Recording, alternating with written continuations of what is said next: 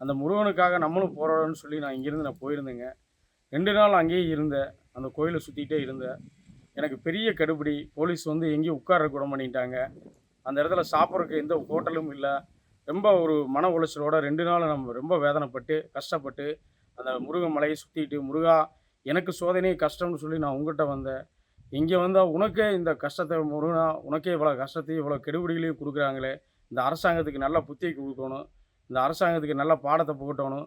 அப்படின்னு சொல்லி நான் வேண்டிக்கிட்டு இருந்தேன். அந்த டயத்துல அந்த தீர்ப்பு வந்து கோர்ட்லேருந்து தீர்ப்பு சொன்னாங்க. சொன்ன முன்னாடி இந்து அமைப்பு, இந்து முன்னணி அ அறிவிச்ச அந்த போராட்டத்தில நானும் கலந்துக்கிட்டது தான் எனக்கு மிகப்பெரிய ஒரு சந்தோஷமாக இருந்தது. இந்த மாரி இனிமேல் யாரும் வந்து அந்த முருகன் மலை, திருப்பரங்குன்றம் முருகனுக்கு தான் சொந்தம் அப்படிங்கிறத மட்டும் வலியுறுத்தி, அந்த ஆர்ப்பாட்டம் மிக சிறப்பா நடந்தது. அந்த ஆர்ப்பாட்டத்தில நானும் 2 நாள் அந்த முருகனுக்காக அங்கேயே இருந்து கலந்துக்கிட்டேன் அப்படிங்கிறதுல எனக்கு மிகப்பெரிய ஒரு சந்தோஷம்.